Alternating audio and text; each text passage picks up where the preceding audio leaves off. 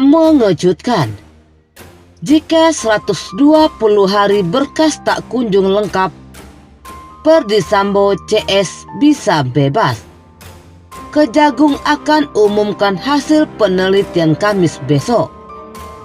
Berkas perkara Ferdy Sambo dan 4 tersangka lainnya dalam kasus pembunuhan Brigadir J alias Nofriansah Joshua Huta Barat masih diteliti jaksa peneliti dari Kejaksaan Agung Kejagung. Hasil pemberkasan dinyatakan lengkap atau tidak akan diumumkan pada Kamis 29 September 2022 pekan ini. Kamis ini 29 September 2020 siang saya update, kata Kepala Pusat Penerangan Hukum Kapus Penkum Kejagung Ketut Sumedana saat dikonfirmasi pada Senin 26 September 2022 dalam perkara pembunuhan Brigadir J. Penyidik Bareskrim Polri total telah menetapkan 5 tersangka.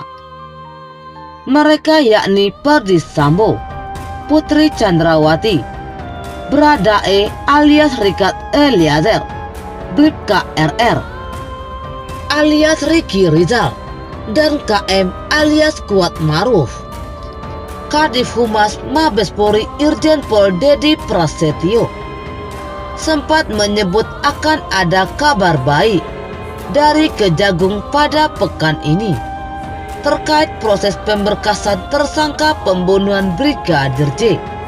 Dia juga menyampaikan apresiasi kepada jaksa dari Kejagung yang terus bekerja secara maraton dan berkoordinasi dengan penyidik dalam rangka melengkapi berkas perkara Ferdy Sambo dan tersangka lainnya.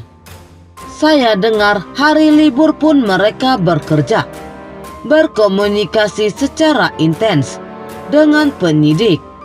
Insya Allah, semoga semuanya diberikan kelancaran dan minggu depan kita bisa mendapat kabar yang baik. Karena saya tidak mau mendahului apa yang akan disampaikan oleh Kejaksaan Agung, kata Dedi kepada wartawan. Soal perlindungan untuk anak Ferdy Sambo, ini kata Kementerian PPPA, Kementerian Pemberdayaan Perempuan dan Perlindungan Anak, Kemen PPA, akan terus memantau dan mengordinasikan upaya perlindungan bagi anak. Mantan Kadif Propam Polri yang terjerat kasus pembunuhan berencana Ferdy Sambo. Deputi Perlindungan Khusus Anak Kementerian PPPA Nahar mengatakan, upaya perlindungan ini sesuai dengan pasal 20 UU nomor 35 tahun 2014 tentang perlindungan anak. Menurut dia, anak-anak Sambo rentan terkena stigma masyarakat akibat perbuatan orang tuanya. Anak-anak Ferdy Sambo mendapatkan stigma dari pelabelan kondisi orang tuanya. Kemen PPA sesuai dengan tugas dan fungsinya akan terus memantau dan mengordinasikan upaya perlindungan khusus bagi 15 kategori anak yang memerlukan perlindungan khusus, termasuk anak korban stigmatisasi dari pelabelan terkait kondisi orang tuanya, kata dia lagi. Nahar mengungkapkan perlindungan khusus bagi 15 kategori anak adalah kewajiban semua pihak yang terlibat. Pada prinsipnya, kata Nahar, semua pihak mulai dari negara, pemerintah, pemerintah daerah, Pemda, masyarakat, keluarga, dan orang tua atau wali berkewajiban dan bertanggung jawab terhadap penyelenggaraan perlindungan anak. Perlindungan makin penting bila anak-anak tersebut masuk dalam kategori anak yang memerlukan perlindungan khusus. AMPK dalam hal ini korban kekerasan serta korban stigma dan pelabelan atas kondisi orang tuanya. Nahar mengungkapkan perlindungan khusus bagi 15 kategori anak adalah kewajiban semua pihak yang terlibat. Pada prinsipnya, kata Nahar, adapun sejauh ini berdasarkan hasil pantauan dan koordinasi Kemen PPA, anak-anak Perdi Sambo terlindungi dengan baik. Hasil koordinasi dan pemantauan yang telah dilakukan, anak-anak PS dan PC sampai dengan saat ini sudah berada dalam lingkungan yang aman dan dapat melindunginya, yakni melalui pengasuhan orang tua, keluarga, dan lembaga yang mengasuh, ujar Nahar. Perlindungan anak Perdi Sambo menjadi sorotan.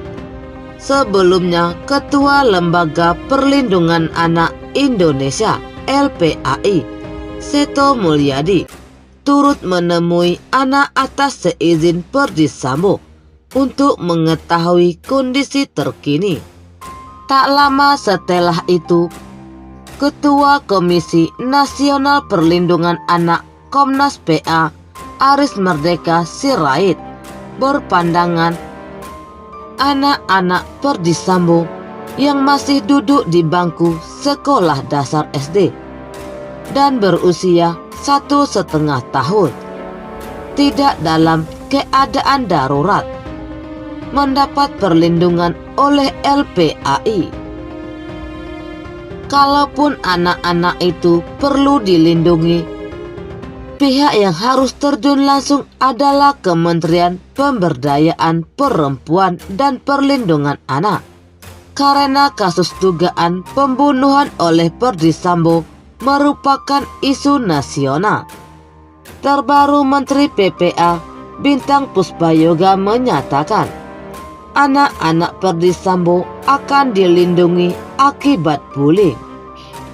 Adapun Perdi Sambo dipecat dari institusi Polri akibat perbuatannya melakukan pembunuhan berencana kepada Brigadir Nofriansah Joshua Huta Barat atau Brigadir J.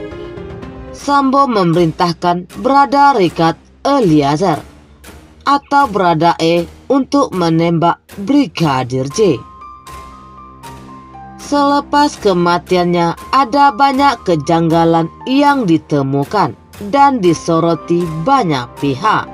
Kejanggalan inilah yang membuat Polri membentuk tim khusus untuk penyidikan kasus kematian, menonaktifkan Irjen Perdi Sambo, hingga melakukan otopsi ulang jenazah Brigadir J.